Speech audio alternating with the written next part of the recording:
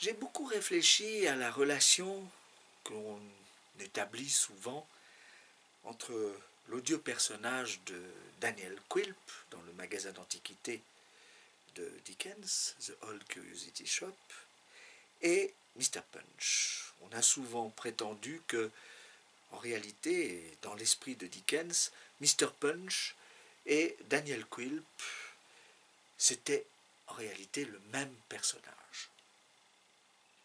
Je dois dire que je ne partage pas véritablement ce sentiment, après y avoir beaucoup réfléchi, parce que la question n'est pas si simple à résoudre. Mr. Punch représente plutôt le non-conformisme, en réalité. Autrement dit, il s'attaque à des conventions, aussi bien moralisantes qu'amoralisantes, à la bêtise humaine, et toute la mise en scène, tout le spectacle qui le concerne est de nature symbolique, mythologique, folklorique, que sais-je.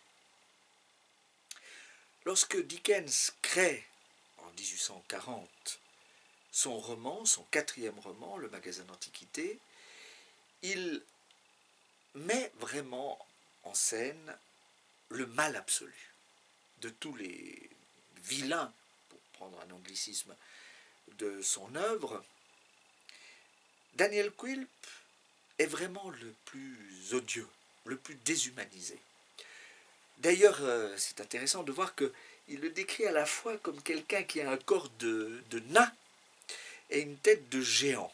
Ce qui en dit long, d'ailleurs, là aussi, sur un plan symbolique, ces deux extrêmes, le nain et le géant, dans le mythe, sont vraiment, en principe, négatifs. Mais Daniel Quilp incarne véritablement, à travers l'obstination qui est la sienne de poursuivre la petite Nell et grand-père, de les détruire moralement et même physiquement. Il est le mal absolu. Et si on compare, en effet, de façon attentive et soigneuse, en ne se fiant pas aux apparences, parce que, évidemment, de loin comme ça, on pourrait se dire, oui, Mr. Punch, personnage grotesque, voilà une catégorie dickensienne et victorienne. Ils sont bien proches, ce sont des frères, des cousins peut-être. Mais non, regardons bien. Par exemple, Quilp est toujours habillé en sombre, en noir, il est sale. Mr. Punch, lui, n'est pas sale, il se présente bien, il n'est pas habillé de façon aussi sombre, il est flamboyant, il a des couleurs absolument merveilleuses, et il représente en quelque sorte un personnage qui n'a pas d'âge, qui est éternel. Mr. Quilp, lui, est vraiment un vieillard. C'est un usurier, il est toujours en train de ressasser une sorte de vengeance envers ceux qu'il considère comme étant vertueux, parce qu'il déteste, dit-il, la vertu. Ça, c'est vraiment son objectif. Il faut détruire les vertueux. Il n'a aucune conscience. Voilà.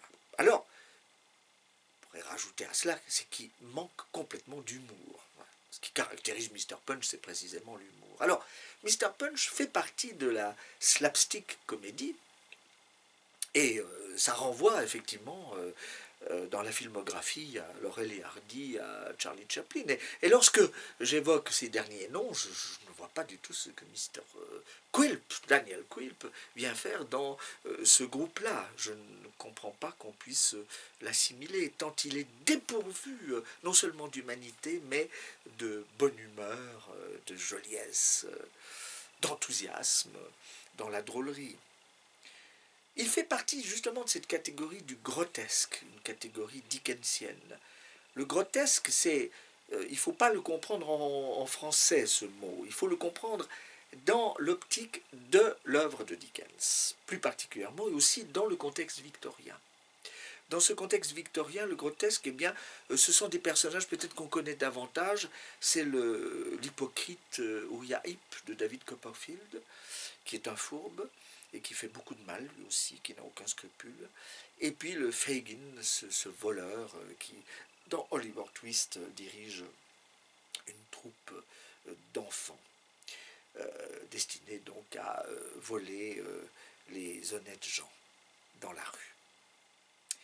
Alors pour conclure, ce que je pourrais aussi dire, c'est que bien sûr il faut aussi bien situer dans l'époque. Dickens a écrit son roman entre 1840 et 1841, il le situe dans une période qui est un peu plus avant, c'est-à-dire grosso modo l'époque de la Régence jusqu'à l'avènement de Victoria, autrement dit entre les années 1820 et 1837. À cette époque-là, à Londres, le spectacle de Punch était très différent de celui que l'on a aujourd'hui. Il était beaucoup plus sombre, c'était une tragicomédie ou comédie tragique, avec un fond shakespearien évident, spectacle de rue pour les pauvres.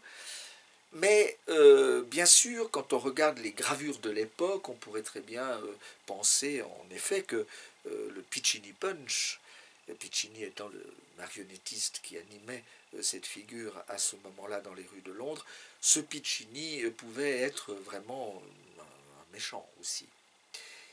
Non, je ne crois pas, parce qu'encore une fois, le Piccini Punch s'attaque aux conventions. Et Dieu sait si elles étaient nombreuses dans cette période de la Régence, qui n'est pas à l'honneur de l'histoire de l'Angleterre, et qui montre une sorte d'hypocrisie esthétique assez détestable. Et comme dans le Beggars Opera du XVIIIe siècle, l'opéra du Gueux, dans les gravures de William Hogarth, eh bien on trouve cette critique. Et Punch critique, mais ne justifie pas des comportements répréhensibles. Monsieur Quilp, lui, justifie parce qu'il est lui-même hautement répréhensible. Voilà, donc juste cette petite précision, et puis alors ce que je voudrais dire, c'est que bien sûr, nous adorons Mr. Punch, mais nous détestons Daniel Quilp. Alors, peut-être à titre d'exemple, c'est intéressant de voir au niveau des marionnettes qui ont été réalisées, si on met ensemble, par exemple, ce Punch tel que Mireille Ecker l'a fait, voilà, et puis le Quilp qu'elle a pu faire aussi pour notre adaptation, alors on verra tout de suite que ce que je raconte ici est assez révélateur à travers ces deux réalisations. Voilà, quand on voit, alors si on lui rajoute son chapeau, là, vous voyez, c'est assez terrible. Voilà, hein, c'est un monstre. Hein. Et lui, c'est un jolly fellow, hein, c'est tout à fait différent, bien entendu. Voilà.